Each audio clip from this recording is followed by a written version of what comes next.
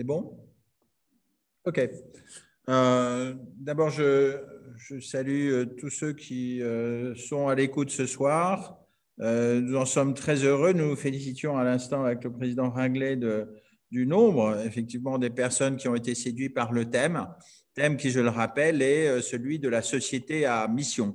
Alors, c'est un thème particulièrement intéressant, particulièrement actuel et actuel à bien des titres. On y reviendra dans un instant.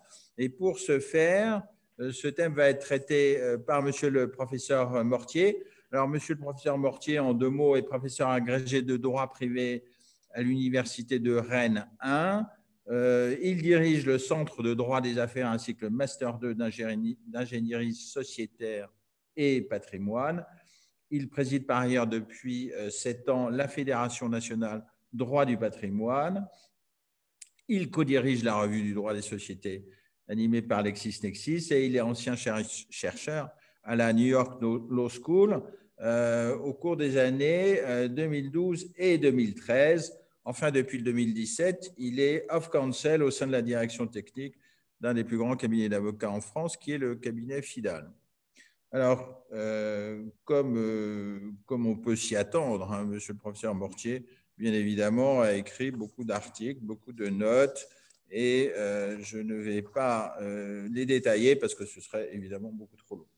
Alors, après la prise de parole du professeur Mortier, donc, nous aurons l'intervention de Maître Dubuc. Alors, Maître Dubuc va collationner les questions et les poser au professeur Mortier. Alors, Maître Dubuc est avocat au barreau d'Aix-en-Provence. Il s'occupe d'abord et avant tout de droit commercial, droit des affaires et de la concurrence. Il est chargé d'enseignement aussi des contrats d'affaires et de procédures collectives au sein de la faculté de droit d'Aix-Marseille. Et il s'occupe aussi du master entreprise en difficulté.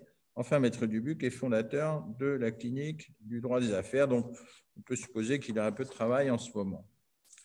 Bien, après ces présentations de nos intervenants qui vont sûrement nous passionner, je voudrais dire un mot de la façon dont je conçois, en tout cas, les réflexions sur le thème qui nous réunit ce soir. Pour moi, il y a d'abord les évolutions qui sont produites dans les entreprises, puisque, évidemment, moi, j'ai fait toute ma carrière dans les entreprises.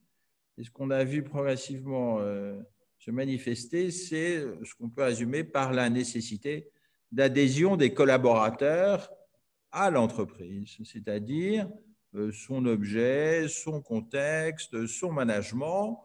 Et ça, c'est venu au cours de ces, je dirais peut-être 10 dernières années, et avec en corollaire, en tout cas pour moi, la réduction de l'importance du principe hiérarchique. C'est-à-dire, pour moi, il y a un lien un peu entre les deux. Auparavant, la loi de l'entreprise, c'était la hiérarchie. Aujourd'hui, ce n'est plus la même chose. Il faut qu'un mouvement vienne des collaborateurs pour adhérer à l'entreprise. Alors, en même temps, on a vu la montée d'exigences au sein de la société. Je n'ai pas besoin de les rappeler, je veux dire, l'exigence sociale, l'exigence environnementale, etc., etc. Et est apparu ainsi, assez naturellement, ça trouve aussi sa source dans d'autres éléments, bien sûr, mais c'est la discussion sur le monopole de l'intérêt des actionnaires. Est-ce que la société doit avoir comme seul objectif la satisfaction des actionnaires qu'on s'est empressé d'opposer à celui des autres parties prenantes, c'est-à-dire les salariés, les fournisseurs et la préservation de l'environnement. Donc, il y a eu des mouvements très profonds qui se sont produits et qui ont débouché naturellement sur l'interrogation inévitable de l'objet de la société. Finalement, une société, ça sert à quoi et c'est censé faire quoi? Alors, chez nous, il y a eu la loi Pacte qui a introduit, bien sûr, des innovations et deux grandes innovations. C'est la société avec une raison d'être et la société à mission. Alors, c'est plutôt une progression. On est d'abord une société à raison d'être et ensuite on est éventuellement une société à mission. Alors, une société à raison d'être, c'est se doter de principes au respect desquels on va consacrer des moyens, parce que ce n'est pas juste énoncer des principes, il faut expliquer qu'on y affecte des moyens. Et ensuite, c'est la société à mission, c'est-à-dire, là, de façon beaucoup plus précise, se fixer des objectifs sociaux et environnementaux qu'on va énumérer et dont la société doit énoncer. Alors, monsieur Mortier va aborder évidemment ces points-là. Pourquoi et comment on a choisi de devenir une société à mission, et puis une fois qu'on a choisi cela, comment est contrôlée la réalisation des objectifs qu'on s'est fixés.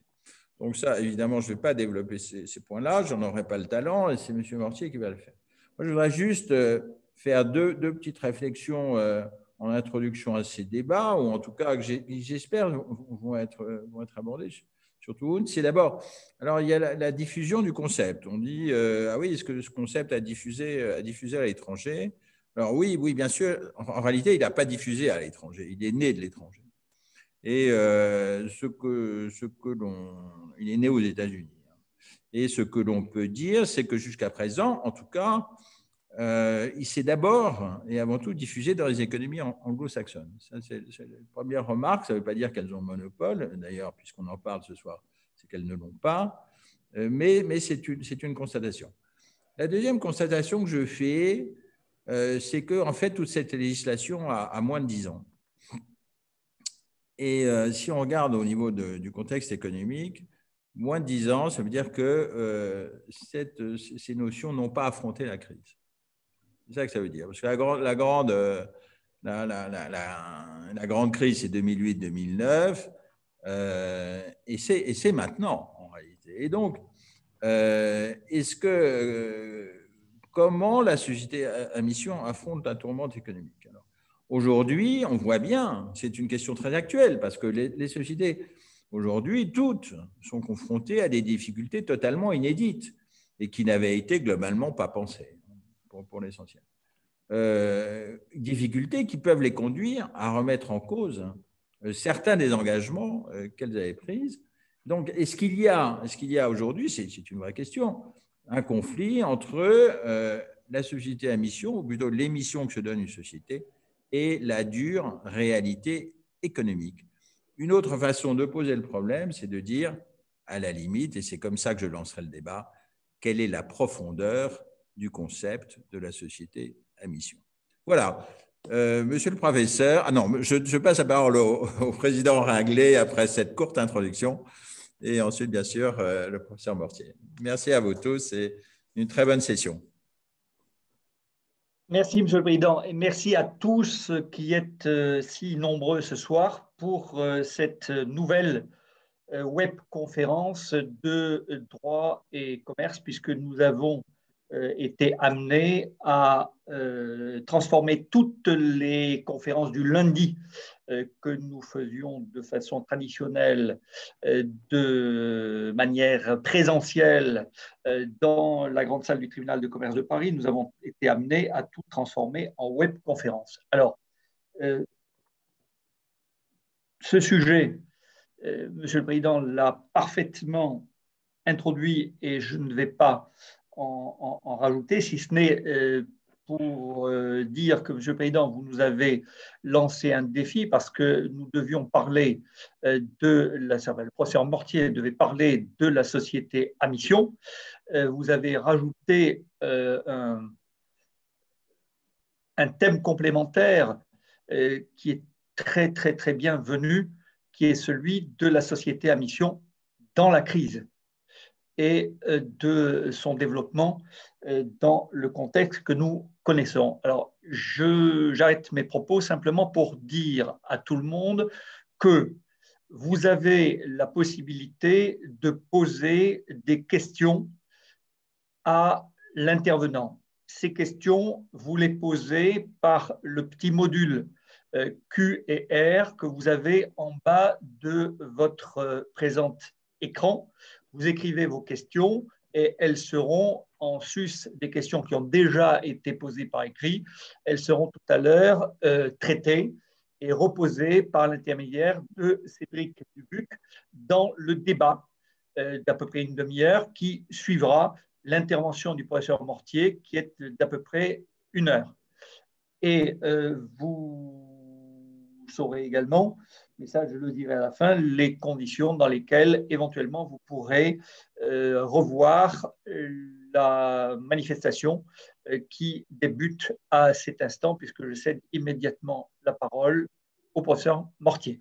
À vous. Merci beaucoup, Monsieur le Président. Je voudrais tout d'abord remercier le Président Netter. Je voudrais remercier l'Association Droit et Commerce et en la personne de son président, donc Maître Marc Ringlet, de m'avoir convié à m'exprimer sur un sujet aussi passionnant que la société à mission. Et donc, eh bien, sans plus tarder, je vais donc partager mon écran, c'est donc cela, afin que vous puissiez avoir accès au diaporama. Alors, si cela veut bien fonctionner. Est-ce que vous y avez accès ou pas?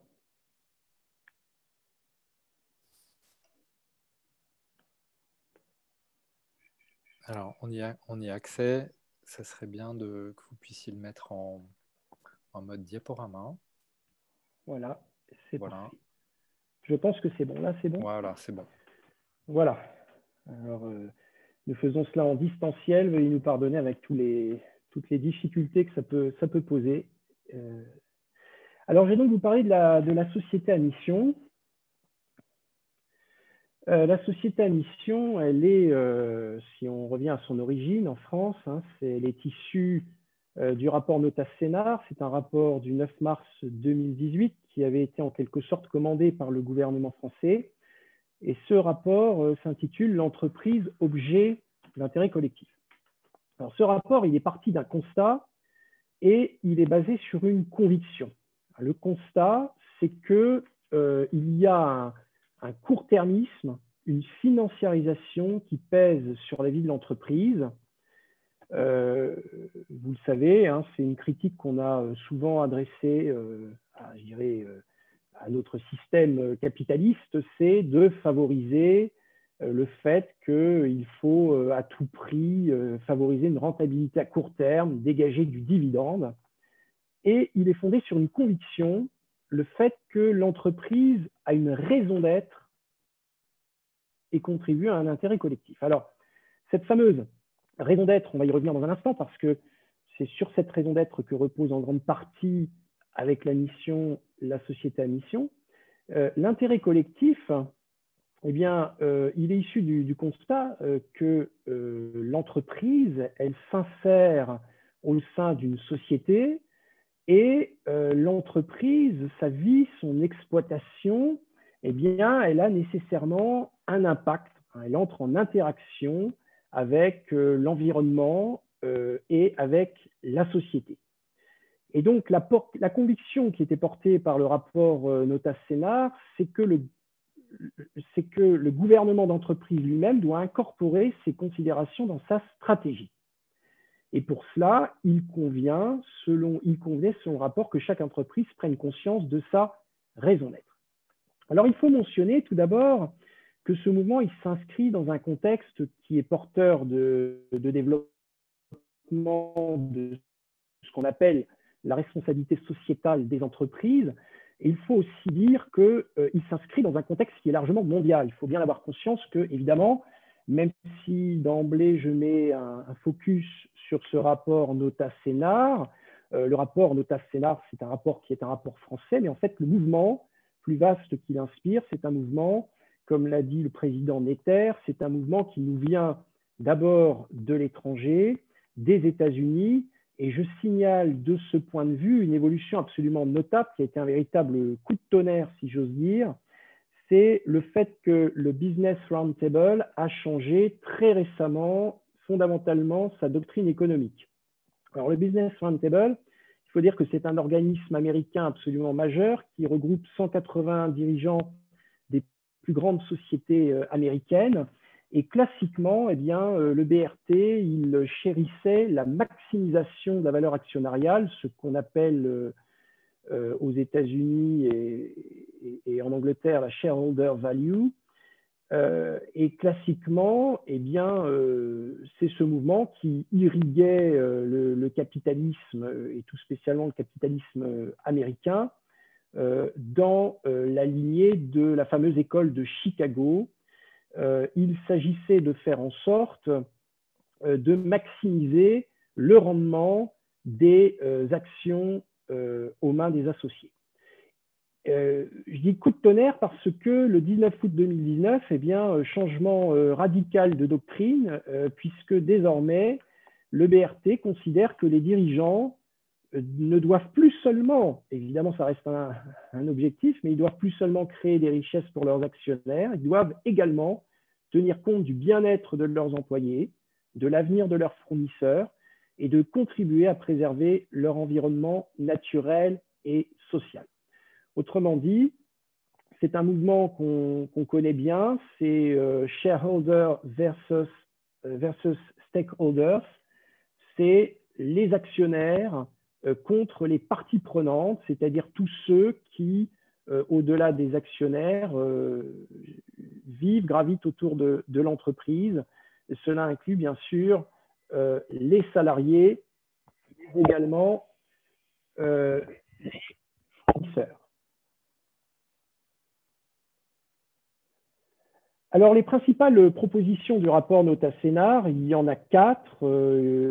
La réforme de l'intérêt social, l'institution d'une raison d'être de l'entreprise, l'institution sur option de l'entreprise à mission, c'est la recommandation numéro 12, celle sur laquelle, évidemment, nous allons revenir de manière approfondie tout à l'heure, et puis l'encouragement du contrôle des entreprises par les fondations.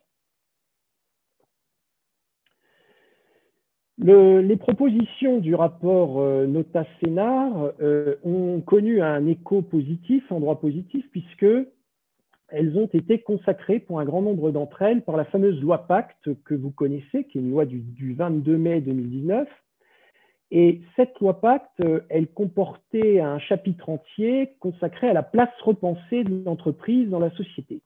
Et dans ces dispositions intitulées « La place repensée de l'entreprise dans la société », eh bien, la loi Pacte institue et réforme un certain nombre de points, à commencer par l'intérêt social qui a été rénové, en prenant en compte désormais, vous le savez, les enjeux environnementaux et sociaux. C'est l'article 1833, alinéa 2 nouveau du Code civil. Ce point est absolument fondamental puisqu'évidemment, l'élargissement de l'intérêt social à la prise en compte des enjeux environnementaux et sociaux est venu en quelque sorte faire le lit de ce qui suit immédiatement après, c'est-à-dire la fameuse raison d'être que peuvent désormais instituer les sociétés dans leur statut sur option. C'est l'article 1835, alinéa 2 nouveau du Code civil. Nous y reviendrons puisque nous allons le voir, une société à mission, c'est nécessairement une société qui s'est d'abord dotée d'une raison d'être. Troisième étage de la fusée, si j'ose dire, c'est la qualité de société à mission qui, là encore, peut être attribuée à la société sur option. Et on retrouve le dispositif, cette fois-ci, dans le Code de commerce, non plus dans le Code civil, dans le Code de commerce, aux articles L210-10 à L210-12, donc du Code de commerce. Et puis enfin, le fonds de pérennité, dont nous aurons peut-être l'occasion de dire un mot dans la séance des questions. Alors, on va donc s'intéresser à la société à mission. Et il faut dire tout d'abord que les sociétés à mission, on en a, elles existent depuis l'entrée en vigueur du dispositif, c'est-à-dire depuis le 4 janvier 2020. Alors, j'ai dit que les sources du dispositif, c'est la loi Pacte, je ne reviens pas sur ce point. Pourquoi avoir attendu aussi longtemps, c'est-à-dire plus de 6 mois après la loi Pacte, pour pouvoir enfin avoir des sociétés à mission? Tout simplement parce que sur ce point, la loi Pacte, qui est entrée en vigueur le 24 mai 2019, eh bien sur ce point, la loi Pacte est entrée en vigueur de manière différée, puisque l'entrée en vigueur du dispositif société à mission était conditionnée au décret d'application. Or, ce décret d'application est arrivé tardivement. Il est arrivé le 2 janvier 2020 et il est entré en vigueur donc le 4 janvier 2020, ce qui explique l'entrée en vigueur un peu différée du dispositif. Alors, ce décret, il a été un peu décevant pour ceux qui l'attendaient. On attendait qu'il y ait beaucoup plus de choses dedans. Il y a assez peu de choses. Il précise la publication au RCS de la qualité de société à mission, on s'y attendait. Et il précise aussi le statut de l'organisme tiers indépendant. On le retrouve à l'article R210-21 du Code de commerce, mais on verra qu'il reste en la matière pas mal de dispositions qui ne sont pas encore très claires. Alors, la société à mission, son existence même, elle est conditionnée à 3 grandes conditions, puisque la société à mission, elle introduit dans ses statuts 3 choses. Tout d'abord, une raison d'être, ensuite une mission, et puis un comité de mission. Alors, le greffier du tribunal va vérifier que les statuts comportent ces 3 éléments afin d'attribuer et de reconnaître la qualité de société à mission à la société, de sorte qu'elle puisse s'en prévaloir. La raison d'être, la mission et le comité de mission, j'y reviendrai tout à l'heure, mais on peut d'ores et déjà dire et préciser que la raison d'être, elle est donc, le président Netter l'a évoqué tout à l'heure, constituée des principes dont la société se dote et pour le respect desquels elle entend affecter des moyens dans la réalisation de son activité. La mission, elle est entendue comme, et je cite à chaque fois les textes de loi, un ou plusieurs objectifs sociaux et environnementaux que la société se donne pour mission de poursuivre dans le cadre de son activité. Et enfin, le comité de mission, on le verra tout à l'heure, c'est un organe à part entière qui est distinct des autres organes sociaux, qui doit comporter au moins un salarié et qui assure un suivi de l'exécution de la mission. Voilà, c'est en quelque sorte le triptyque interne de la société à mission. Alors, on va voir qu'il y a 2 points qui sont très, très importants, qu'il faut bien comprendre lorsque l'on aborde la société à mission. C'est que, tout d'abord, évidemment, la société à mission, elle doit devenir telle, hein, elle doit pouvoir s'affirmer comme telle. C'est un point qui est très, très important, c'est l'attribution, l'affirmation de la qualité de société à mission, mais il ne suffit pas, évidemment, de remplir, si j'ose dire, à la Constitution, en tout cas, dès le départ, les conditions d'une société à mission, il faut encore confirmer cette qualité, c'est-à-dire qu'il faut évidemment exécuter la mission, et ça c'est un point très, très important. On ne saurait en la matière s'engager sur des fausses promesses, il faut confirmer la qualité de la société à mission et on verra qu'il y a un contrôle qui est de ce point de vue extrêmement important. Alors tout d'abord, s'agissant de l'affirmation de la qualité de la société à mission, il y a 2 points qui me paraissent très très importants auxquels il faut répondre. C'est tout d'abord pourquoi devenir une société à mission et puis ensuite comment devenir une société à mission. Alors tout d'abord, pourquoi devenir une société à mission? Alors, il faut ici revenir, je crois, au fondement de la société à mission, qui repose sur l'idée phare selon laquelle l'entreprise est un objet d'intérêt collectif, c'est-à-dire au sens le plus noble du terme, un agent de civilisation. J'aime bien cette phrase d'un professeur chercheur à Nîmes ParisTech qui a contribué fortement à dégager le concept de société à mission en France. Ce n'est pas l'État qui a inventé le chemin de fer ou le smartphone. On pourrait rajouter beaucoup d'autres choses, l'électricité notamment. Autrement dit, l'entreprise, elle contribue à façonner nos sociétés avec des capacités d'innovation, de structuration de la vie des hommes, de l'économie, des territoires, telles qu'elle influe sur le sort de la planète et des hommes et peut même le changer. Alors, le fait pour une entreprise d'adopter le statut de la société à mission, ça lui permet en quelque sorte d'embrasser pleinement cette fonction Et on constate que eh bien, le statut de société à mission, c'est un modèle qui s'est développé un peu partout dans le monde. Avant d'arriver en France, il est d'abord apparu aux États-Unis à travers une société qui s'appelle la Benefit Corporation. Alors, il ne s'agit pas de dire ici qu'il faut, puisque nous sommes dans pourquoi devenir une société à mission, qu'il faut adopter le statut de société à mission parce que ça cartonne, si j'ose dire, à l'étranger. Évidemment, on va se préserver contre tout phénomène de mode.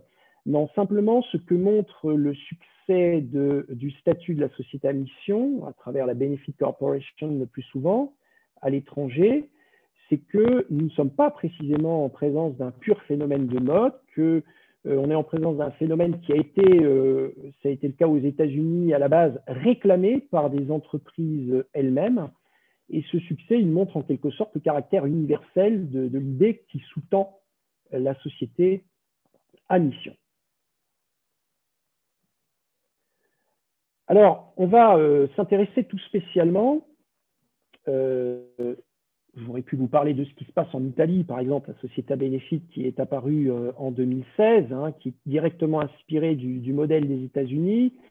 J'aurais pu vous parler de la Benefit Company qui est apparue au Canada au mois de juin de cette année. Mais j'ai choisi de revenir aux origines, si j'ose dire, c'est-à-dire 2010, il y a tout juste 10 ans, l'État du Maryland où apparaissent les premières sociétés à mission. Alors pour bien comprendre, je vous rappelle que il existe aux États-Unis 50 États différents, on l'a bien compris avec les dernières élections, et que chacun de ces États a son propre droit des sociétés. Donc, il y a en quelque sorte 50 droits des sociétés aux États-Unis, pour ce qui est en tout cas du droit des sociétés non cotées. Ce sont des droits des États fédérés et non pas de l'État fédéral. Et donc, à partir de là, eh bien, l'État du Maryland a été le premier à adopter le statut de la Benefit Corporation. Ça s'est développé aujourd'hui, je crois qu'il y a 36 États des USA qui connaissent le statut de la Benefit Corporation ou équivalent. Et à la base, il s'est inspiré d'un label privé, qui est le label B Corp, avec lequel on confond souvent d'ailleurs la Benefit Corporation, ce sont des choses différentes, qui déjà regroupait 2500 entreprises dans 52 pays, 130 secteurs industriels, etc. Alors, ce qu'il faut bien comprendre, c'est qu'aux États-Unis, et d'ailleurs dans tous les autres pays, et là, ça nous permet de mettre en avant la spécificité française, la Benefit Corporation, c'est une structure, c'est donc une forme sociale à part entière. De la même manière que nous connaissons en France la SARL, la SAS, la SA, la Benefit Corporation, c'est une structure à part entière. Et on verra que c'est tout à fait différent de ce qui existe en France. Quelles sont les caractéristiques de la Benefit Corporation aux États-Unis et dans les autres pays? Le modèle italien, par exemple, on pourrait le voir, est extrêmement proche. Il faut qu'il y ait la recherche d'un bénéfice public.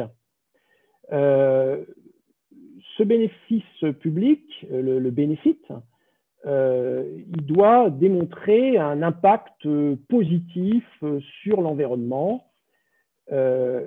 Il faut que soit introduit dans les fiduciary duties des dirigeants un intérêt non financier.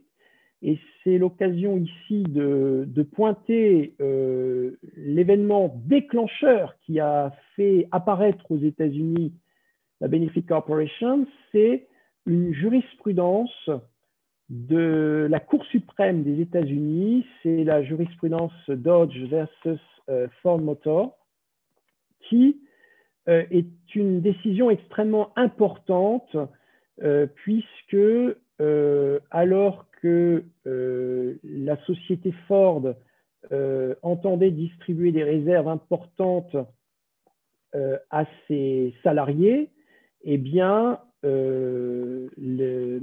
la Cour suprême s'y est opposée considérant, alors il y a une spécificité aux États-Unis, c'est que les mises en distribution de bénéfices ne sont pas décidées par les associés, comme c'est le cas en France, ce sont les dirigeants qui mettent en distribution et qui attribuent donc les bénéfices.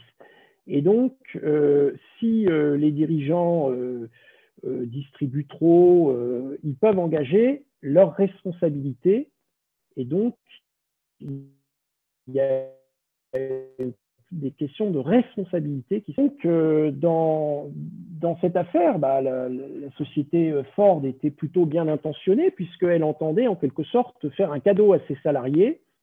Eh bien, la jurisprudence est venue dire que les dirigeants n'ont pas la possibilité de le faire parce que dans ce cas, eh bien, ils portent atteinte à la fameuse shareholder value, c'est-à-dire l'obligation de maximiser les sommes qui sont susceptibles d'être attribuées aux actionnaires.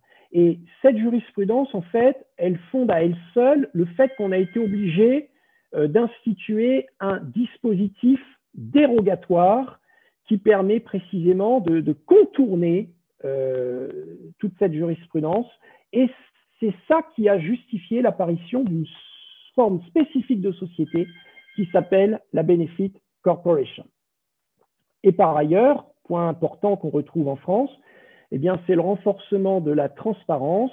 La société doit publier un rapport annuel sur les performances sociales et environnementales en vue d'un contrôle par un tiers indépendant, mécanisme, on va le voir, qu'on retrouve dans la société à mission à la française. Alors, pour savoir pourquoi il est intéressant de devenir une société à mission, je vous ai proposé de partir de tout simplement d'illustrations extrêmement concrètes. J'en ai pris 5 concernant les États-Unis. Plus que de longs discours, ça permet de partir de ce qui se fait concrètement là-bas. Et puis, ça va nous donner des idées sur ce qui peut se faire en France aujourd'hui à partir de la société à mission. Alors, le premier exemple, c'est une société qui est assez connue, qui est la société Patagonia, qui est une société de droit californien, qui est très connue. Et on s'aperçoit d'une chose, c'est que, et ça on le retrouve assez souvent dans les benefit corporations américaines, c'est que cette société, elle s'engage à reverser 1% de ses bénéfices à une association de protection de l'environnement. Vous voyez bien que sous l'empire de la fameuse jurisprudence précitée, les dirigeants ne peuvent pas faire cela. Parce que nous sommes en Benefit Corporation, les dirigeants peuvent le faire. Ils peuvent mobiliser une partie des bénéfices ou du chiffre d'affaires de la société pour le reverser à des intérêts qui sont des intérêts, si j'ose dire, publics. Les salariés peuvent travailler 2 mois dans l'année, payés par l'entreprise pour des associations. Deuxième exemple, la société Solberg, qui fabrique des pièces détachées pour l'industrie, qui a adopté une politique, la politique des 7 P's, People, Planet, Product, Property, Prosperity, Philanthropy. Et cette société, elle reverse 1% de ses bénéfices annuels à des œuvres caritatives et elle fait don. Alors ça peut faire sourire, mais évidemment on va retrouver ce genre de motivation souvent dans les sociétés à mission, don à des associations, des légumes et fruits cultivés dans les jardins de l'entreprise. Et puis vous voyez qu'il y a aussi la volonté de l'entreprise de bien rémunérer ses salariés.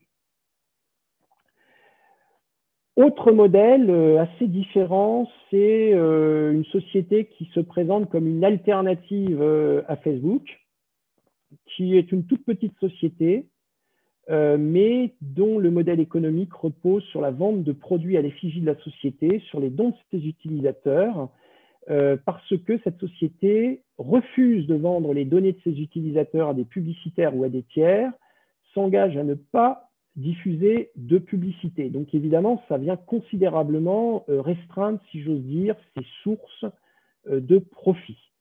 Et je mentionne un point important parce que c'est un élément qui peut être très, si j'ose dire, décisif dans l'adoption du statut de la société à mission. Si la société est cédée, les acquéreurs auront l'obligation de respecter ces principes, c'est-à-dire qu'on a procédé ici à un verrouillage de la société à mission. Autre exemple, une société qui, elle, est une société qui est très, très importante, un important chiffre d'affaires, bénéfices importants. C'est la plus grande société qui est certifiée B Corp dans le monde, la première Benefit Corporation cotée. C'est la société Laureate Education, qui ressort du Maryland, avec des étudiants qui proviennent de milieux sociaux défavorisés, des dons à des associations, du volontariat, engagement des étudiants et du personnel dans des associations et engagement des établissements dans des mesures de développement durable. Alors ça, c'est ce qui se passe aux États-Unis, où la Benefit Corporation existe depuis 10 ans. Nous, la société à mission n'existe maintenant que depuis, je dirais, 11 mois. Mais on s'aperçoit qu'il y a déjà plusieurs dizaines de sociétés qui ont adopté ce statut. J'ai mentionné peut-être les plus célèbres d'entre elles. Elles sont créées, a été créée une association de la communauté des entreprises à mission, dans laquelle on retrouve notamment les grandes sociétés que j'ai mentionnées à gauche. Alors, ceci étant dit, ce n'est pas non plus une vague, hein. C'est un thème qui est très porteur, c'est un thème dont on parle beaucoup, mais aujourd'hui, dans la communauté des entreprises à mission, vous avez moins de 50 entreprises. Dans l'État du Delaware, qui est l'État dans lequel, vous le savez, il y a le plus de sociétés incorporées aux États-Unis, il y a 100 000 sociétés à responsabilité limitée qui se créent tous les ans. Il y a eu de 2013 à 2017 seulement 900 Benefit Corporation. Donc, il faut relativiser le phénomène. Alors, maintenant, si on va voir de plus près quelles sont les utilités, l'intérêt très concret de devenir une société à mission aujourd'hui en France. Alors, c'est l'occasion tout d'abord d'affirmer son attachement à ses parties prenantes, puisque vous le savez, la société à mission, elle s'adresse, elle prend en compte les intérêts des salariés, des clients, des fournisseurs. Donc, c'est une manière de leur adresser, si j'ose dire, un signal fort, mais ça peut être aussi l'occasion d'aller beaucoup plus loin, c'est-à-dire de les consulter éventuellement, et par exemple de consulter les salariés lors de l'adoption du statut de la société à mission, lors de la rédaction de la raison d'être et lors de la rédaction de la mission. Autrement dit, il y a dans le simple processus d'adoption déjà quelque chose d'intéressant qui peut faire qu'on peut remobiliser en quelque sorte autour d'un projet ces parties prenantes. Cela permet par ailleurs éventuellement d'affirmer l'attachement à un territoire, à un bassin d'emploi, de renforcer son ancrage. C'est particulièrement le cas, j'ai pris un exemple parmi tant d'autres, du groupe Rocher en Bretagne, exemple sur lequel j'aurai l'occasion de revenir dans un instant. On peut mentionner aussi que pour les sociétés familiales, eh bien, ça peut être l'occasion d'affirmer son attachement au modèle familial, au maintien de l'entreprise au sein de la famille. Et ça peut être l'occasion de ressouder la famille autour du projet. Si par exemple, il y a des membres de la famille qui se sentent un peu délaissés, les associer au processus d'élaboration de la mission peut être le moyen de remobiliser tout le monde autour du projet. Et puis, autre point important, eh bien, l'affirmation et la défense, bien sûr, de tout type d'intérêt général, Alors, ça peut être la défense de l'environnement, la lutte contre le réchauffement climatique, la lutte contre la faim, la soif, la malnutrition, le développement de bonnes pratiques alimentaires, c'est le cas par exemple de Danone, la lutte contre les préjugés, racistes, sexistes, certaines violences, défense de la liberté de la presse, du pluralisme dans les médias. J'ai évoqué tout à l'heure un groupe de presse qui s'est doté du statut de société à mission, la protection de l'enfance, la réinsertion des condamnés. Et je vous signale sur ce point un élément qui a été très peu, voire pas aperçu du tout, c'est le fait qu'il y a un décret du 26 décembre 2019 qui a rendu les sociétés à mission éligibles au travail d'intérêt général. Alors, on commence d'ailleurs, à travers cet exemple, à comprendre qu'il n'y a pas lieu forcément d'opposer la poursuite d'un intérêt général avec la poursuite d'un intérêt spécifique, parce que le travail d'intérêt général, c'est un mode d'exécution d'une peine. Et quand une entreprise accueille quelqu'un qui vient réaliser un travail d'intérêt général en son sein, c'est un travail qui n'est pas rémunéré, c'est un travail gratuit. Donc vous voyez que tout en effectuant une œuvre de réinsertion des condamnés, la société à mission peut bénéficier d'un travail gratuit. Donc il n'y a pas lieu d'opposer forcément les deux concepts, et on le verra dans un instant. Alors de manière transversale, ça va permettre l'affirmation d'une mission, d'affirmer ou de réaffirmer dans les statuts de la société ses valeurs. Ça va lui permettre, le cas échéant, d'adapter son activité, sa stratégie de groupe, en considération de sa mission, d'objectifs retenus. Et ça va lui permettre, bien sûr, d'améliorer l'image et la stratégie de communication de la société. Et sur ce point, je l'ai déjà évoqué, mais j'aimerais y revenir. On oppose souvent le sens et la performance. On oppose, par exemple, dégager le maximum de bénéfices avec la poursuite d'un intérêt éthique ou d'un intérêt général. En réalité, les deux peuvent être conciliés.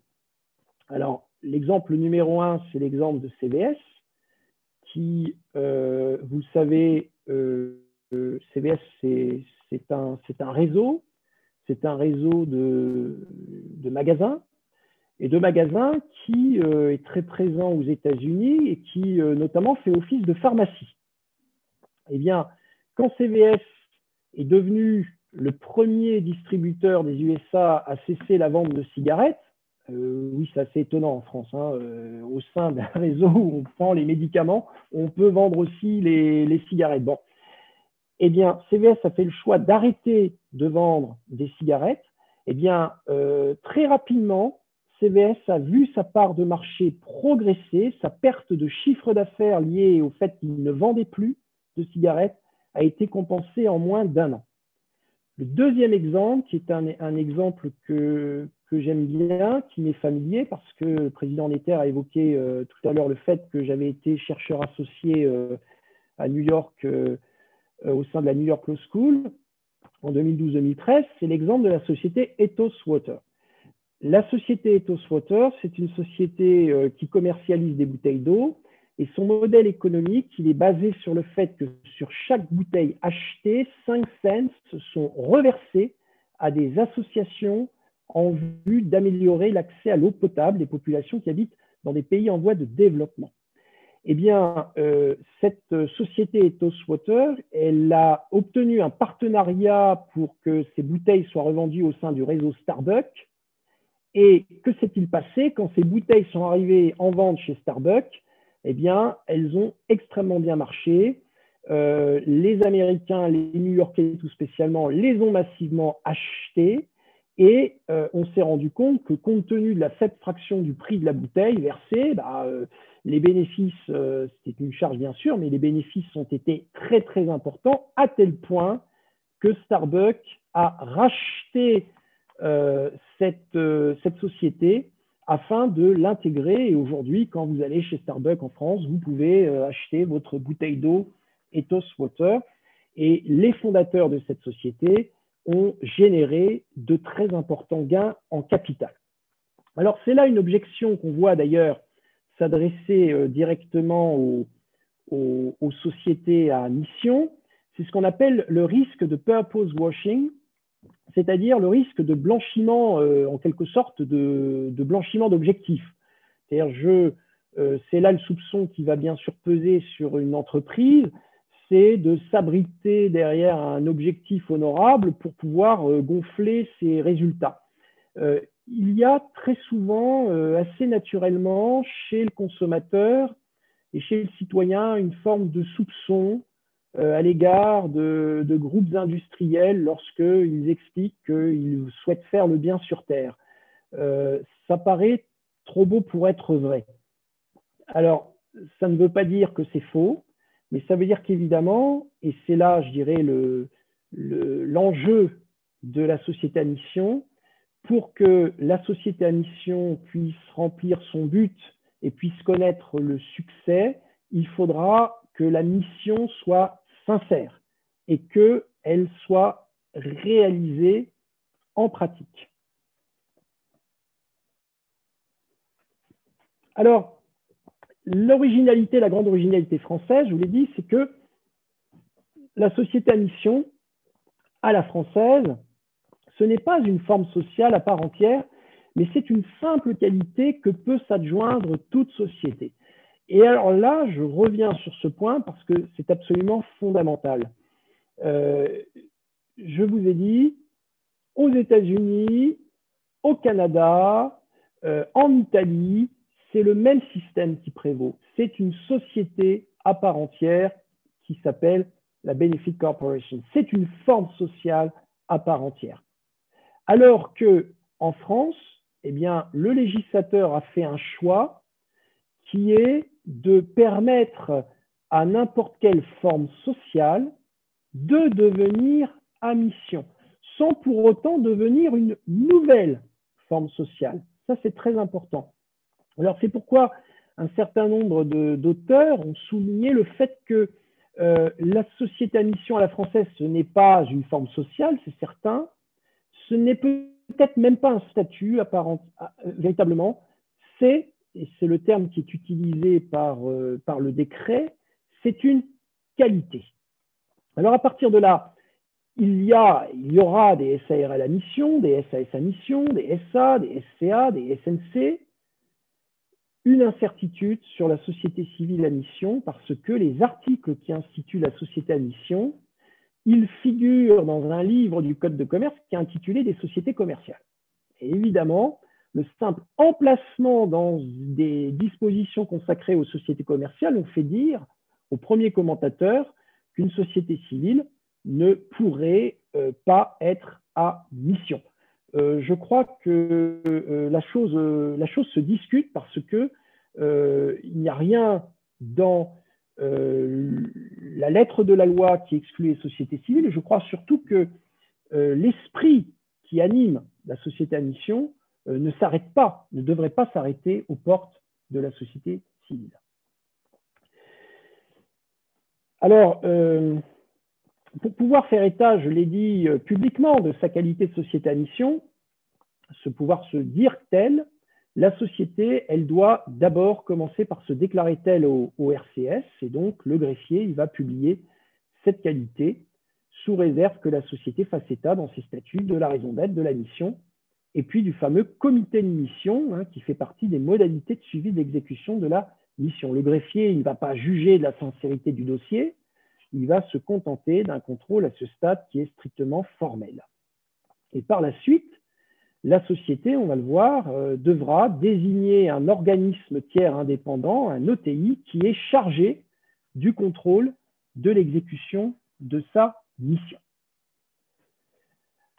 Donc, vous l'avez compris, doter la société d'une mission, c'est tout d'abord inscrire dans ses statuts, évidemment, une raison d'être et puis une mission. Alors, la raison d'être, c'est dans la colonne de gauche. La mission, c'est dans la colonne de droite. Donc, je reprends les termes. La raison d'être, elle est constituée des principes dont la société se dote. et pour le respect desquels elle entend affecter des moyens dans la réalisation de son activité.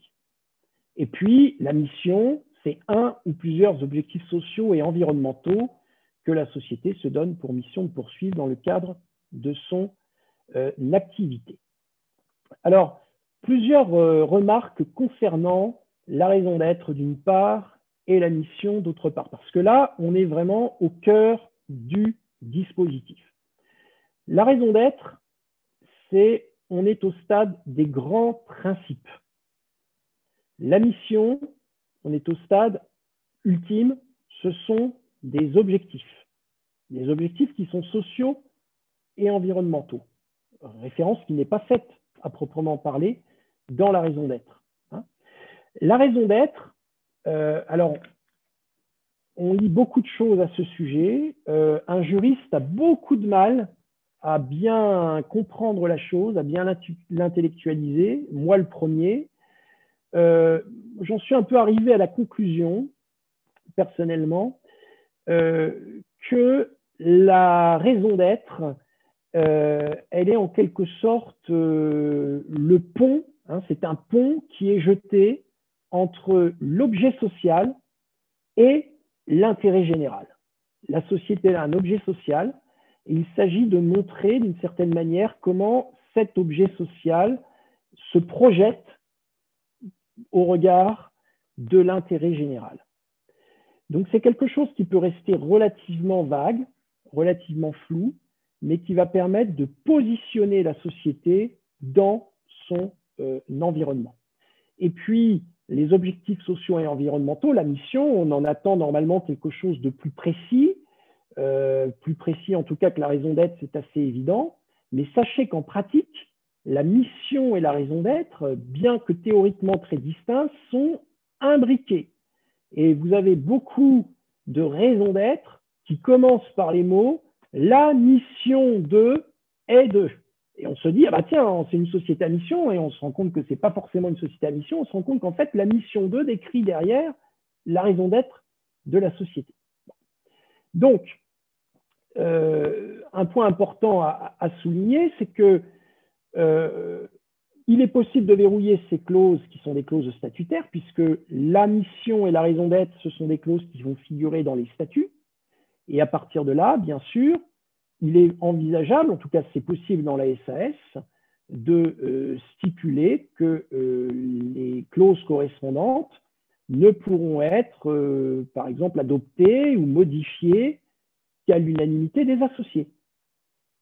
Ça va permettre de verrouiller la raison d'être, la mission, et ça va permettre, le cas échéant, de faire que si la société est vendue et que l'un des minoritaires garde une action entre ses mains, eh bien l'acquéreur n'aura pas la possibilité de remettre en question la raison d'être ou la mission.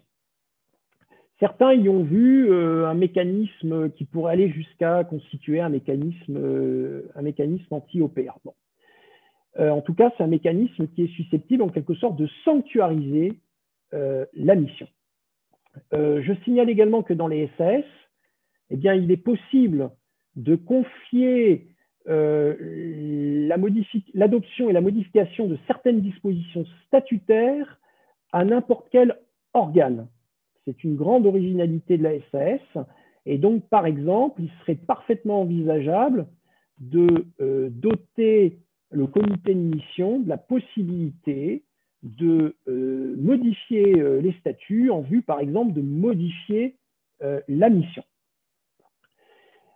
Point très important, au regard de leur caractère tout à la fois déterminant et intime, l'élaboration de la raison d'être et de la mission ne saurait normalement être déléguée à des prestataires de services. Ils peuvent être là pour aider le chef d'entreprise et les actionnaires ou les associés à déterminer la raison d'être et la mission, mais on ne saurait évidemment déléguer cela à des tiers. Une illustration. Alors j'ai choisi le groupe Rocher. Pourquoi le groupe Rocher plutôt qu'un autre? Il fallait bien choisir. Disons que je suis breton de cœur, donc évidemment j'y suis sensible. Et puis il m'apparaît que le groupe Rocher est un groupe, je dirais, qui a fait un peu ses preuves. On ne peut pas le soupçonner de faire du purpose washing, qui sont, semble-t-il, je crois, très sincères dans leur démarche.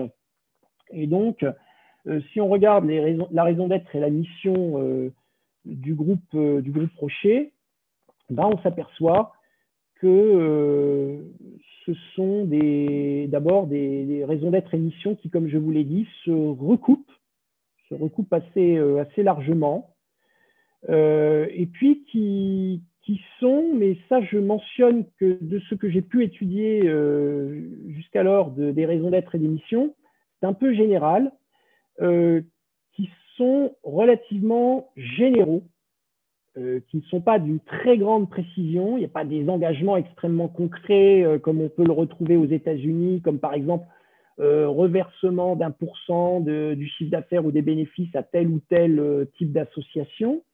Je dirais que le point le plus concret qu'on retrouve, c'est faire de Lagacilly, qui est la commune, si j'ose dire, berceau du groupe Yves Rocher, l'emblème d'un écosystème vertueux et d'offrir des expériences de bien-être au bienfait de la nature. Alors, je signale que, par exemple, il y a une fondation, on peut articuler, on aura peut-être l'occasion d'en dire un mot, la société à mission comme n'importe quelle société d'ailleurs, mais ça a peut-être plus de sens quand c'est une société à mission avec une fondation. Et il y a une fondation Yves Rocher, et que cette fondation Yves Rocher, par exemple, est en charge de planter des arbres. Et ayant fait un tour tout à l'heure sur le site, j'ai cru voir qu'ils avaient planté près d'1 million d'arbres. Vous voyez, donc c'est dire que même si en lisant comme ça très rapidement la raison d'être à la mission, on peut sourire, il y a quelque chose derrière, évidemment, derrière cela. Voilà. Alors, confirmation de la qualité de la société à mission. Donc, vous avez compris, affirmer la mission, c'est une chose, mais ça ne suffit pas. Il faut encore, en quelque sorte, confirmer. Ça se fait évidemment à travers le contrôle de l'exécution de la mission. Alors, point très important, la loi Pacte a mis en place un double système de contrôle. Il y a un contrôle interne et il y a un contrôle externe. Le contrôle interne à travers ce que j'ai déjà évoqué, le comité de mission, qui peut uniquement être un référent de mission, et puis un contrôle externe à travers le fameux organisme tiers indépendant, OTI, dont on reparlera, parce que, me semble-t-il, c'est peut-être le point, je dirais, le plus important, le pilier le plus important de la société à mission. Alors, si je m'intéresse un instant au contrôle interne, c'est-à-dire au comité de mission. Alors, c'est un organe social statutaire, donc il est dans les statuts, c'est un véritable organe social à part entière, distinct des autres organes, dit la loi, et il comporte au moins un salarié. Sachant que ce comité de mission, alors on ne nous en dit pas plus, ça laisse une grande liberté de composition de ce comité, ce qui peut être très très intéressant. Dans une société familiale, par exemple, je l'ai évoqué, on peut très bien retrouver la plupart des membres de la famille. Un référent de mission. Alors, le référent de mission, on va le retrouver lorsque la société emploie au cours de l'exercice moins de 50 salariés permanents, sachant qu'il peut s'agir d'un salarié de la société, mais que ce n'est pas forcément, donc à contrario, un salarié de la société. Alors, ce référent de mission, il peut s'avérer très intéressant, alors bien sûr dans les petites sociétés, mais aussi dans des grands groupes. Si on veut, par exemple, faire de la holding une société à mission, parce que la holding n'a pas forcément de salariés, elle peut très bien ne pas en avoir, et dans ce cas-là, eh bien, on n'a pas les 50 salariés permanents, loin s'en faut, eh bien, on pourra se contenter d'un référent de mission qui pourrait être toute personne, mais qui pourrait être un salarié alors on nous dit un salarié de la société, mais en réalité ça pourrait être un salarié d'une des sociétés du groupe, un salarié d'une filiale par exemple, qui pourrait être mobilisé. Et alors, quelle est la fonction de ce comité ou de ce référent de mission? Eh bien, ils sont chargés exclusivement du suivi, nous dit la loi, du suivi de la mission. Donc concrètement, ça consiste en quoi? Ça consiste en une présentation annuelle d'un rapport. Ce rapport, il est présenté à l'Assemblée générale annuelle. Et ce comité de mission, il fait toute vérification qu'il juge opportune et il se fait communiquer tout document nécessaire au suivi de l'exécution de la mission. Je ne vois pas ce qui interdit d'aller plus loin et de confier davantage de pouvoir à ce comité de mission. J'ai évoqué le fait que ce comité pourrait être dans la SAS, puisque ce n'est pas réservé à un organe quelconque par ailleurs par la loi. On pourrait très bien envisager dans une SAS de faire de ce comité de mission un organe chargé de faire à tout le moins une proposition de modification, pourquoi pas de la mission, voire de modifier directement les statuts et d'être un organe en charge de la modification des statuts et donc de la mission. Ça me semble parfaitement envisageable dans une SAS. Ça permet de responsabiliser davantage ce comité de mission. Il faut bien voir que ce comité de mission, il a un rôle interne. C'est normalement un rôle qui est un rôle bienveillant.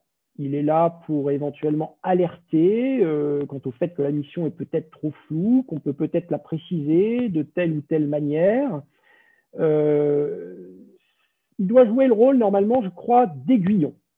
C'est un aiguillon de la mission. C'est une sorte de coach interne, plus, me semble-t-il, qu'un organe qui est chargé d'entraîner des sanctions contre la société si la mission n'est pas respectée. Normalement, le comité de mission, il doit faire en sorte que les choses se passent bien ultérieurement, notamment au regard de ce deuxième organe contrôleur qui est l'organisme tiers indépendant, l'OTI.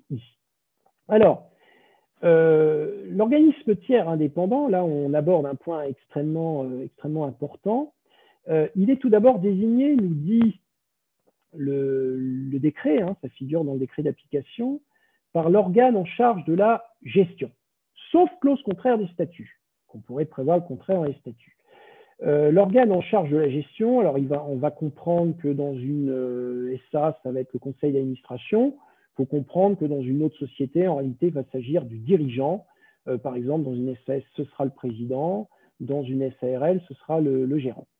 Cette désignation doit être faite parmi des organismes qui sont accrédités à cet effet par le COFRAC, le Comité français d'accréditation. Vous pouvez aller sur son site internet et vous aurez accès, moyennant inscription préalable, à la liste des organismes qui ont été accrédités par lui pour réaliser la fonction d'organisme tiers indépendant.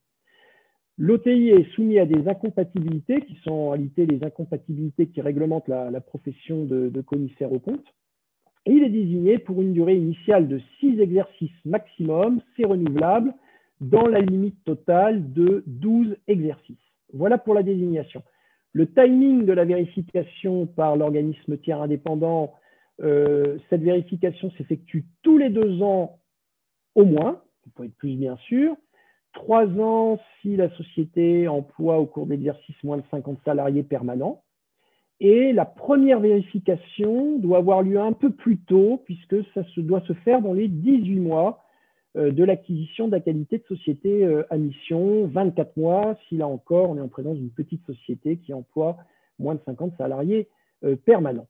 Concrètement, quelles sont les modalités de cette vérification? Eh bien, l'OTI va avoir évidemment accès à l'ensemble des documents qui sont détenus par la société, qui sont utiles à la formation de son avis, et il peut procéder à toute vérification sur place qu'il estime utile, et il peut, avec leur accord bien sûr, faire de même, par exemple, au sein des filiales, si la société en a.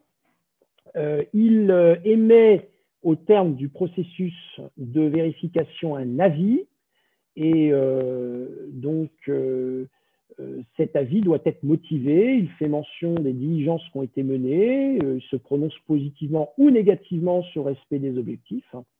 Et le cas échéant, il doit faire mention des raisons pour lesquelles les objectifs n'ont pas été atteints ou pour lesquels l'OTI n'a pas été en capacité de parvenir à une conclusion si, par exemple, on ne lui a pas transmis tous les documents qu'il réclamait et qui lui semblaient indispensables. Et l'avis motivé le plus récent doit être joint au rapport du comité de mission et il doit être mis en ligne sur le site internet de la société où il devra rester accessible pendant au moins 5 ans. Ce point est très important parce que, évidemment, ça vient pleinement responsabiliser la société puisque là, on a un élément qui est un élément public. Et quelle est la sanction de l'inexécution de la mission? Là, on arrive, je dirais, au terme du processus. L'avis qui est rendu par l'OTI a une portée considérable puisque s'il conclut qu'un ou plusieurs des objectifs n'ont pas été respectés, eh bien, le ministère public ou toute personne intéressée, ça pourrait, me semble-t-il, être un associé, ça pourrait être un salarié de la société, peut-être un fournisseur, peut saisir le président du tribunal de commerce statuant en référé et tout cela au fin d'enjoindre, le cas échéant sous astreinte, au représentant légal de la société de supprimer la mention société à mission de tous les documents où cette mention apparaissait, c'est-à-dire les actes, les documents, les supports électroniques émanant de la société, et qui est quand même une cause d'attractivité très très forte de la société à mission, c'est le fait que la société à mission va être estampillée comme telle, hein, il y a une forme de labellisation vertueuse que va perdre la société. Et évidemment, l'impact est considérable parce que de la même manière que la société semblait vertueuse ayant acquis cette qualité de société à mission, et bien là, elle va tout à l'inverse apparaître comme n'étant pas du tout vertueuse parce qu'elle a perdu sa qualité de société à mission, elle n'a pas été à la hauteur de ses engagements. Alors pour conclure, je crois que j'arrive au terme de la fameuse heure dont on me parlait. L'avenir de la société à mission, il repose sur plusieurs choses. Alors, d'abord, évidemment, et ça, je crois que c'est fondamental, il repose sur la sensibilité, les convictions et l'engagement des acteurs économiques. C'est la sincérité du projet qui, déjà, je crois, va porter la société à mission. L'absence de sincérité, au contraire, me semble-t-il, serait de nature à torpiller le dispositif. Et évidemment, la sincérité, elle se juge largement, il faut bien le dire, à ses fruits et à l'effectivité du contrôle par l'OTI. Alors, c'est l'occasion ici de mentionner des points qui, me semble-t-il, peuvent être considérés comme une forme de, je dirais, de lacune peut-être de la loi. Alors peut-être que certains trouveront que c'est très bien ainsi, mais la loi est muette sur les tâches que l'organisme tiers indépendant doit réaliser pour se prononcer sur la matérialité des objectifs que la société s'est donnés. Tout d'abord, un premier point, quand on parle de la mission, la loi n'impose pas, non plus que le décret, une forme de précision. C'est-à-dire que la mission, elle peut rester, en l'état actuel de la loi, assez floue.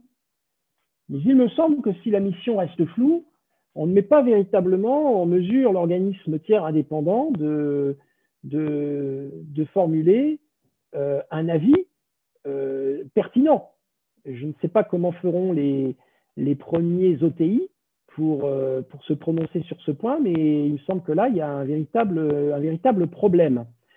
La tendance pourrait être de ne pas formuler des objectifs très précis, de sorte à toujours pouvoir dire que d'une manière ou d'une autre, on les a respectés.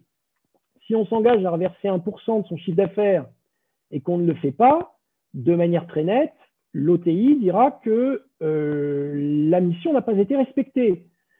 Si on s'engage à reverser une partie, sans préciser le montant, de son chiffre d'affaires, ou alors plus largement à aider des associations sans dire comment, là, on est un peu plus dans le flou et on se met moins en mesure d'aller violer la mission. Mais en même temps, la mission, elle est moins engageante, elle est peut-être moins pertinente et peut-être fera-t-elle davantage sourire.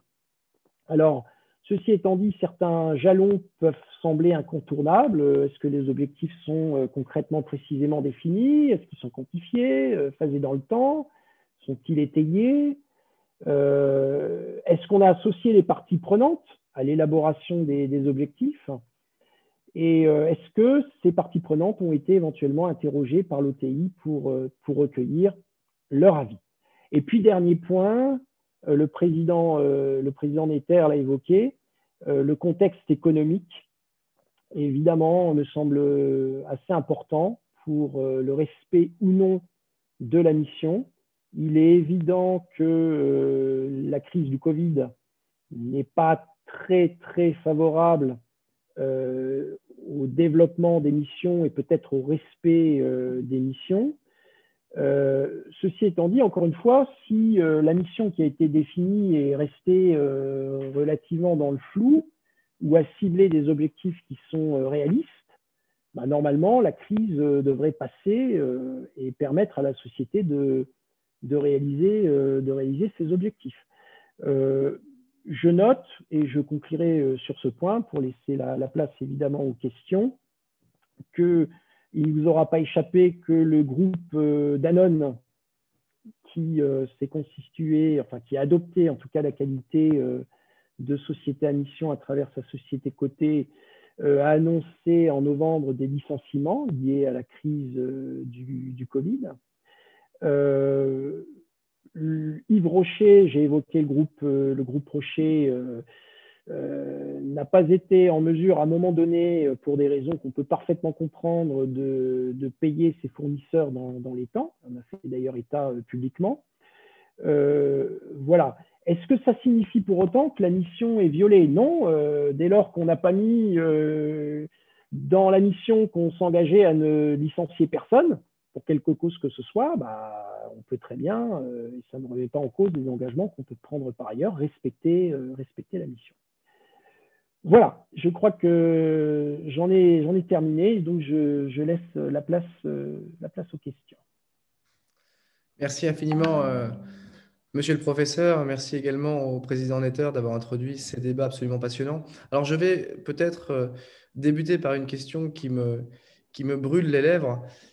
Finalement, on comprend bien que les sociétés ont un intérêt finalement en tout cas au début, ab initio, à s'autoproclamer finalement relativement vertueux, à s'autoproclamer relativement exemplaire.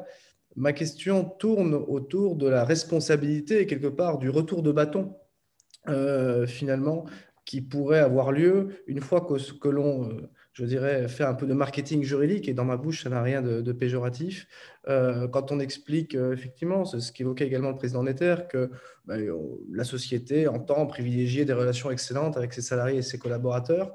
Est-ce qu'il n'y a pas un risque finalement en termes de responsabilité, que ce soit contractuel, que ce soit vis-à-vis des tiers, que ce soit vis-à-vis des salariés, que d'avoir une responsabilité finalement alourdie vis-à-vis de ces obligations que l'on prend et qui font naître tout de même potentiellement certaines obligations? Oui, alors je dirais que la réponse est positive, évidemment, mais alors qui va encourir cette responsabilité? Alors, tout d'abord, quel est l'événement, me semble-t-il, déclencheur de cette responsabilité? La raison d'être, la mission, ce sont des clauses qui figurent dans les statuts. À partir de là, ça va être dans le contrat de société, dans les statuts de la société, dans le contrat de société. Donc, c'est un mécanisme qui, d'une certaine manière, devient un peu contractuel, qui va être engageant pour la société. Et surtout, on a vu que si la mission n'est pas respectée et que si on en constate la violation, cela peut aboutir à la perte du statut de société à mission. Il est évident qu'il y a là un préjudice qui est subi par la société, et la société qui perdrait son statut de société à mission, et qu'il y aura lieu, le cas échéant, d'aller rechercher la responsabilité. Pourquoi la société n'a-t-elle pas tenu ses engagements? Et là, naturellement, on va probablement s'orienter vers les dirigeants. Hein, et si on s'aperçoit que les dirigeants n'ont pas mis la société en mesure de respecter les engagements, leur responsabilité pourrait être engagée, à tout le moins, dans l'ordre interne. Donc ça, c'est le point le plus fondamental, s'agissant de la responsabilité. Parce qu'après, d'autres sanctions, je ne les aperçois pas. Par exemple, la nullité d'un acte violant la mission en tant que tel ne peut pas être, selon moi, obtenue. D'accord. Merci infiniment. Alors, toujours dans cette optique de relance économique et peut-être de coexistence finalement de la société à mission avec la crise et finalement le compte à rebours, hein, qui est aujourd'hui lancé pour beaucoup d'entreprises. J'ai entendu parler du label France Relance, qui est aujourd'hui un label qui est dédié notamment aux fonds d'investissement pour flécher l'épargne des Français, au profit et au bénéfice d'entreprises qui seraient vertueuses, qui seraient finalement sélectionnées par ces mêmes fonds. Il s'agit d'une manne, à mon avis, financière assez exceptionnelle, puisque les Français ont quand même relativement épargné pendant cette crise et seraient potentiellement prêts à augmenter les fonds propres et les quasi-fonds propres des entreprises. Ma question est, est-ce que vous faites un lien, professeur Mortier, entre le label France Relance, qui est un label en cours, hein, puisque finalement le label a été dévoilé il y a quelques semaines, et le statut finalement de société à mission? Je pense qu'il y a peut-être un intérêt de lier les deux, voire d'octroyer finalement une certaine bienveillance finalement des investisseurs vis-à-vis des sociétés à mission, sous réserve bien évidemment que cette autoproclamation finalement vertueuse soit suivie d'effets à long terme.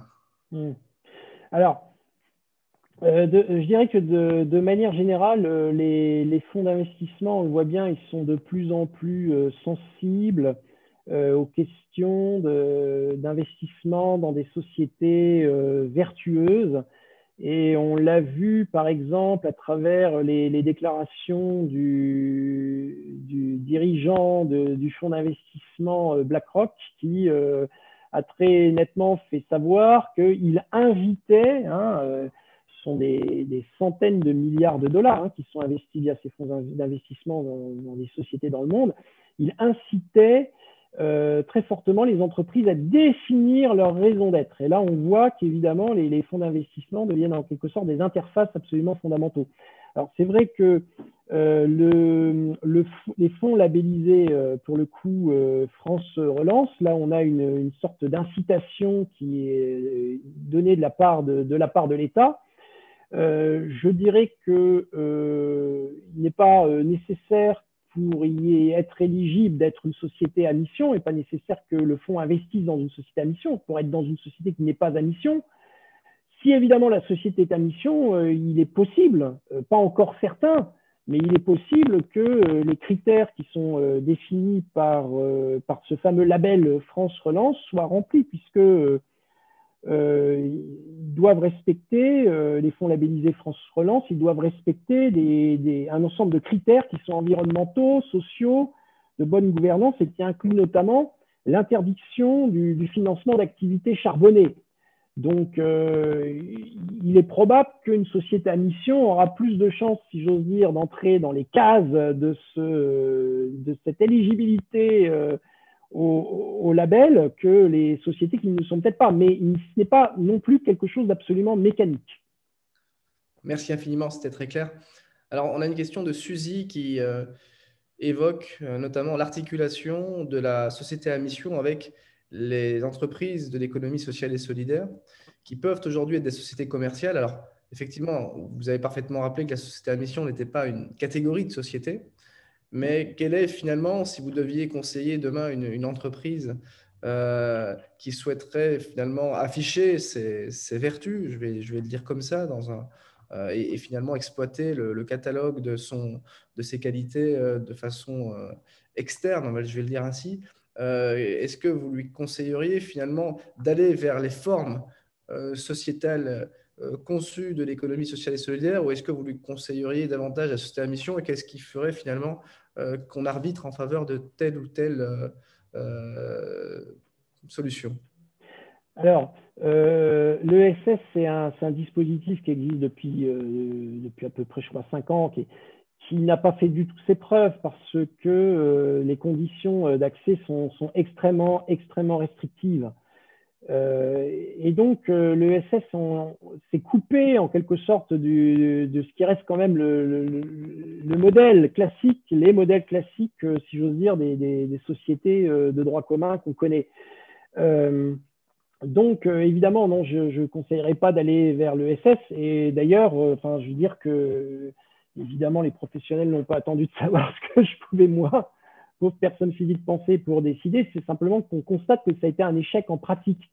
Ça a été un échec parce que les ESS sont des mécanismes qui sont très, très spécifiques, qui contribuent, qui ont fait en quelque sorte que ces mécanismes ont été en quelque sorte ghettoisés. Alors, c'est ce qui existe dans une très moindre mesure aux États-Unis. Parce qu'encore une fois, je rappelle que il y a une grande différence entre le système français et le système qui prévaut notamment aux États-Unis, c'est que la France a fait le choix d'une qualité qui s'adjoint à une société qui sont des sociétés de droit commun. Et je crois que c'est une forme le modèle à la française, je le trouve assez séduisant. On peut le critiquer par ailleurs, mais je le trouve assez séduisant parce que justement, il ne ghettoise pas, on ne considère pas que pour poursuivre un intérêt général, pour réaliser un intérêt général, il faut entrer dans une forme de structure qui est une structure qui remplit des conditions qui sont celles-ci, et on ne peut pas, par contre, dans une SARL, dans une SAS, on ne peut pas y accéder parce qu'on n'est pas dans la forme sociale correspondante. Et donc, je crois que la démarche française est de ce point de vue beaucoup plus intéressante. Je ne dis pas qu'elle est parfaite, loin s'en faut, mais voyez bien encore une fois que quel est le succès des Benefit Corporation aux États-Unis? Ça reste limité. C'est encore une fois, si je prends l'État du Delaware, c'est 900 structures qui ont été créées ces dernières années, 900 sociétés. C'est rapporté, encore une fois, sachant que 95% des sociétés américaines sont immatriculées dans l'État du Delaware. C'est très, très, très peu de choses. Alors, ce sont souvent des sociétés qui sont emblématiques. On les connaît, on les identifie, donc ça donne une visibilité au dispositif. Il n'empêche que ça reste quand même très peu de choses.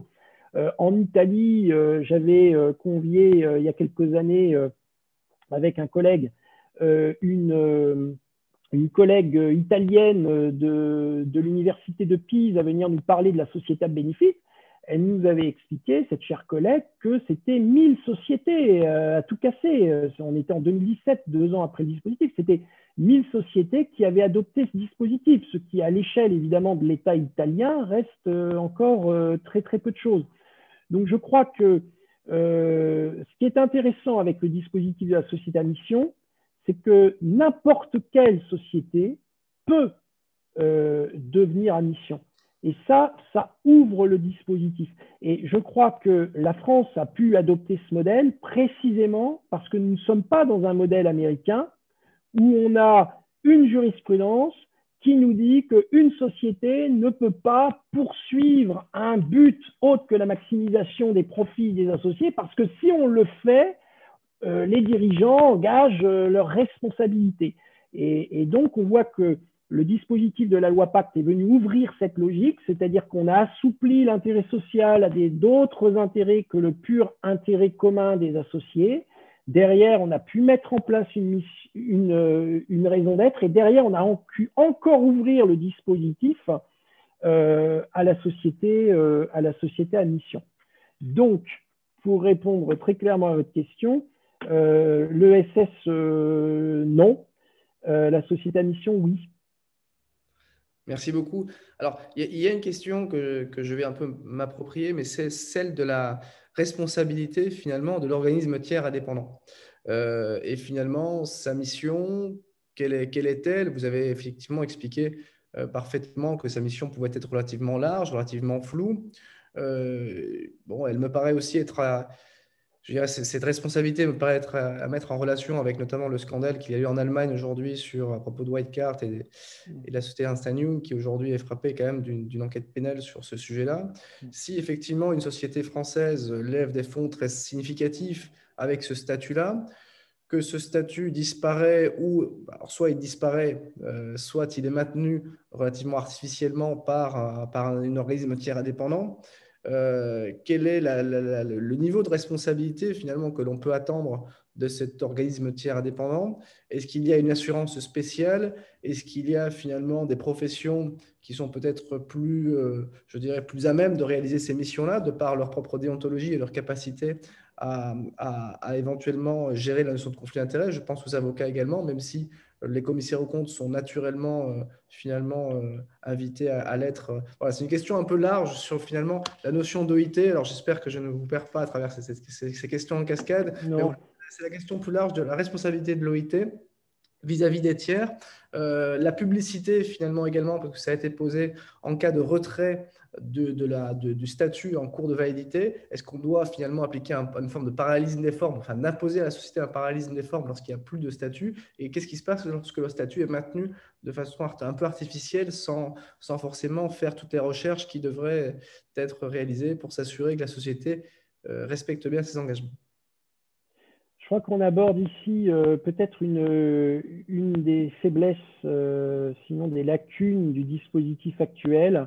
C'est le flou qui règne autour de ce statut de l'organisme tiers indépendant, parce que, de ce que j'en ai compris, c'est un organisme alors, qui est forcément, évidemment, agréé par le COFRAC, mais si on laisse ce point de côté, évidemment, en pratique, ce sont beaucoup des commissaires aux comptes, mais ce n'est pas nécessairement un commissaire aux comptes, même si la loi fait référence aux incompatibilités des commissaires aux comptes. Ça veut dire qu'évidemment, il ne faut pas que l'organisme en question soit lié financièrement, personnellement, etc., à la société qui est contrôlée. C'est tout ce que cela signifie. À partir de là, ça ouvre évidemment le champ des professionnels, me semble-t-il, qui pourraient avoir accès à cette profession. Je n'ai pas vu qu'il y avait une exigence particulière de diplôme, de formation. Vous me dites que les avocats, c'est une question qui se pose. Hein. J'y réponds pas, hein, parce que je ne veux pas encourir pour le coup engager ma propre responsabilité sur ce point. Mais pourquoi pas et la question qui se pose, c'est qu'évidemment, les missions qui sont fixées ne sont pas forcément des missions, pour le coup, qui sont des missions d'ordre comptable, mais qui peuvent être liées éventuellement, effectivement, à une forme d'audit juridique. Est-ce que pour respecter les droits des salariés, je mets en œuvre tel ou tel process? Enfin voilà, il y a tout un tas de choses qui pourraient très bien être du ressort ou du contrôle si j'ose dire, d'un juriste. Et voilà. Alors après, toute la difficulté, c'est qu'on a, si j'ose dire, un OTI dont on ne sait pas très bien qui il sera, même si on pense immédiatement au commissaire aux comptes, bien sûr, qui semble-t-il se sont immédiatement positionnés, si j'ose dire, et fort légitimement sur ce marché, mais ça ne semble pas fermer ce marché aux autres professions.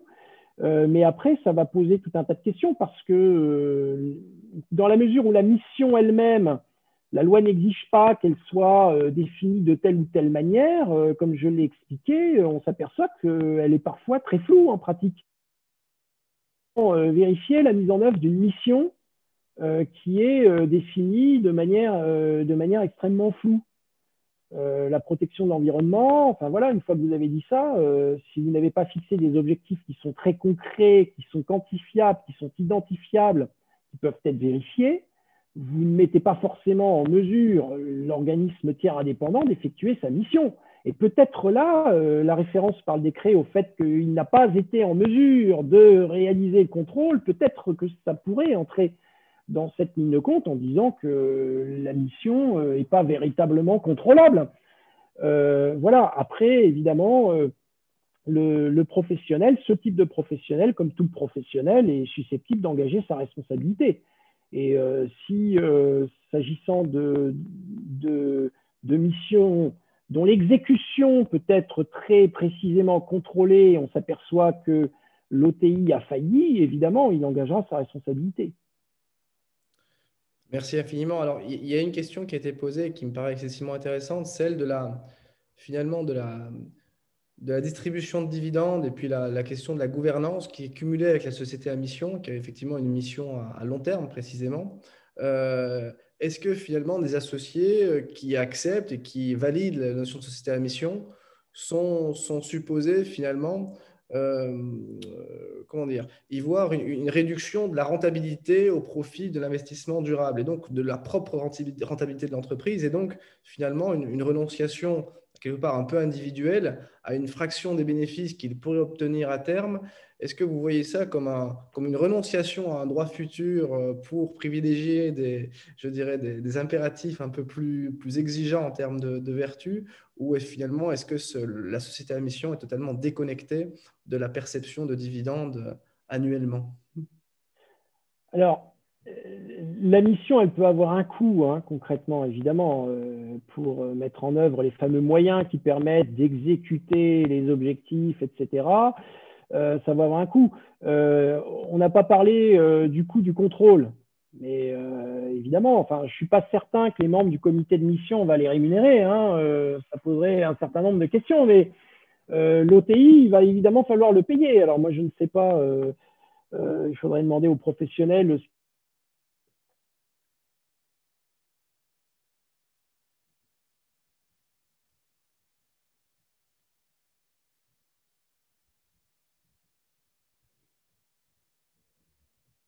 Je pense qu'on a perdu temporairement le professeur Mortier.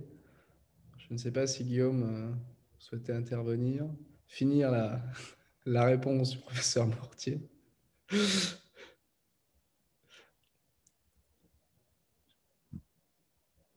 pense que, alors, c'est une fin un peu brutale, mais le président Ringlet peut-être peut intervenir sur une question, alors, on avait dit environ 1h30, donc là, on est à... Ah, On est pratiquement arrivé effectivement au terme du temps qui nous était réservé. Et si le professeur Mortier peut se reconnecter dans la seconde ou dans la minute qui vient, ce sera parfait parce que vraiment, il y a une foule de questions. J'ai rarement vu autant de questions qui arrivent en même temps à l'instant. Et puis, elles étaient toutes aussi intéressantes les unes que les autres, notamment sur il y en a une qui a attiré mon attention, qui était celle des sanctions éventuellement réclamées par un co-contractant d'une société à mission défaillante en termes de résolution éventuelle d'un contrat pour une altération de l'image. Il y a toute une série de questions auxquelles je suis personnellement à cet instant totalement incapable de répondre, tant elles sont techniques et tant il eût fallu que le professeur soit encore avec nous. Alors, sans meubler le temps, je vais, en espérant que le professeur Mortier se reconnecte, vous dire il y a quelques mots pour vous remercier tous de cette conférence, à la fois Monsieur le Président de l'avoir si bien introduite, Monsieur le professeur Mortier de l'avoir si bien menée, Cédric Dubuc d'avoir si bien orchestré les questions et Guillaume, notre organisateur en chef de la société Le Droit pour moi, d'avoir si bien maîtrisé jusqu'à cet instant les questions techniques, mais malheureusement, je pense que c'est une défaillance des ondes auxquelles le professeur Mortier est relié. Alors, un mot pour droit et commerce. Donc, nos prochaines manifestations. Donc, comme je le disais tout à l'heure, toute l'année 2020 de droit et commerce a été marquée par le numérique et par la transformation de nos conférences traditionnelles en webconférences. Donc, nous avons toute cette année eu des sujets particulièrement intéressants, aussi intéressants que le problème des pratiques restrictives, que le problème de la rémunération des dirigeants, que les assises de la prévention que nous avons tenues en septembre, que cette société à mission qui nous a particulièrement retenus et intéressés aujourd'hui et qui termine par conséquent notre programme de cette année. L'année prochaine est déjà organisée. Le 21 janvier, nous nous retrouverons pour une conférence du lundi qui sera donnée sur un sujet qui va nous permettre de nous souvenir que le droit des affaires est également public, puisque c'est Jean-Victor Maublanc, maître de conférence à l'Université de Poitiers, qui est co-lauréat du prix droit et commerce 2019, qui traitera d'un phénomène qui est relativement méconnu, et en tout cas méconnu jusqu'à l'ouvrage qui a rédigé sur le sujet, qui est le commerce des autorisations administratives à objet économique. En effet, en matière économique, l'autorisation administrative, comme on l'a déjà dit dans d'autres sphères, est un instrument de contrôle du marché dont l'instauration et souvent l'allocation sont théoriquement décidées par l'État, et le recours au marché pour distribuer certaines autorisations administratives bouscule cette prévention. L'autorisation devient l'objet même d'un marché tout en étant un outil censé le réguler.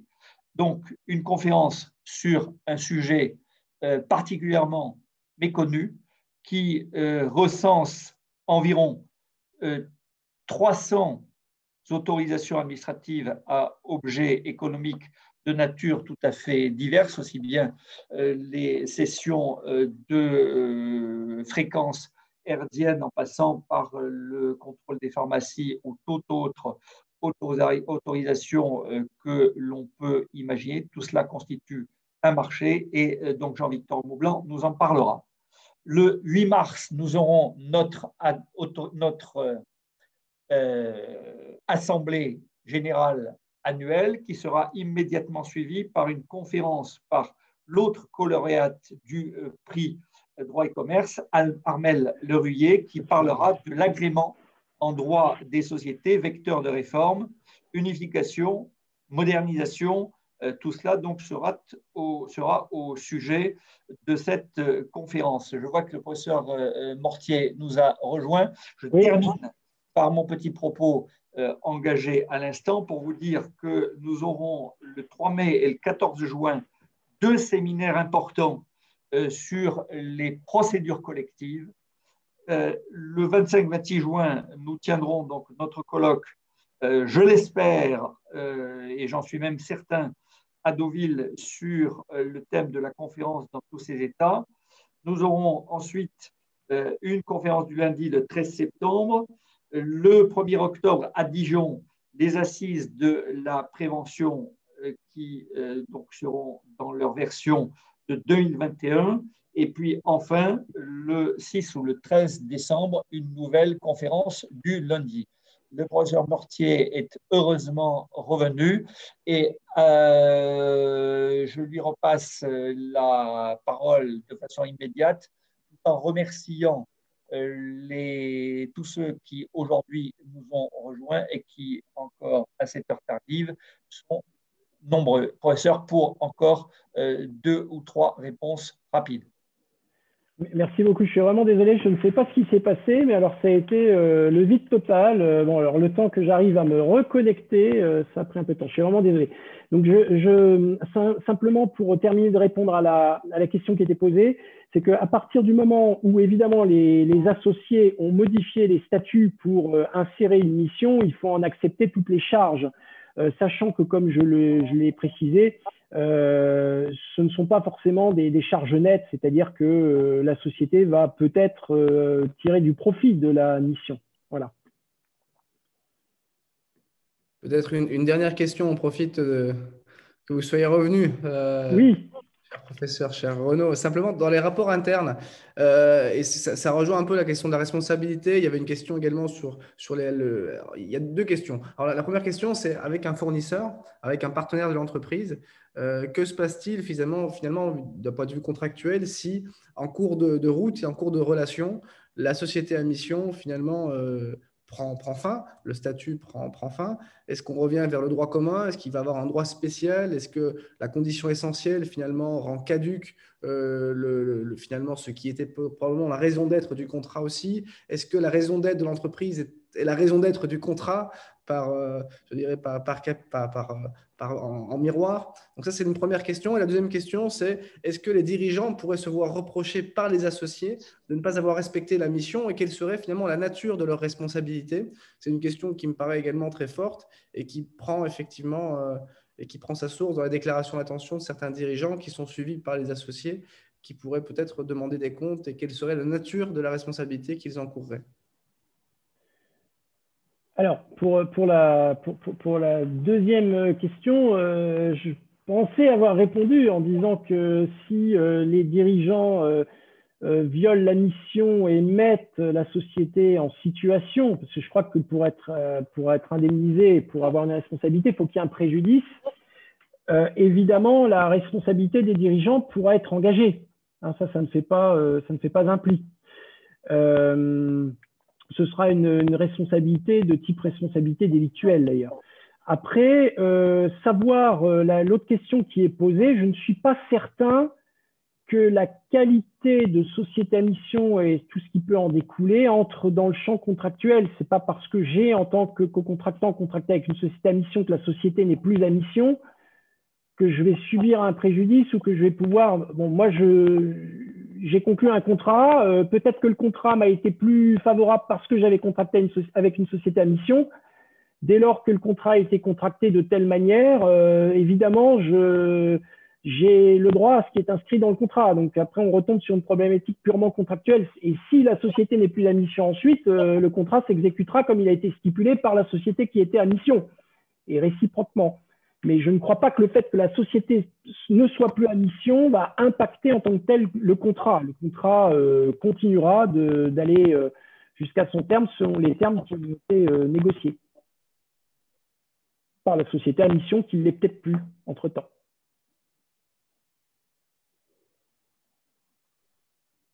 Cédric, est-ce qu'on peut considérer qu'on a fini le tour des questions?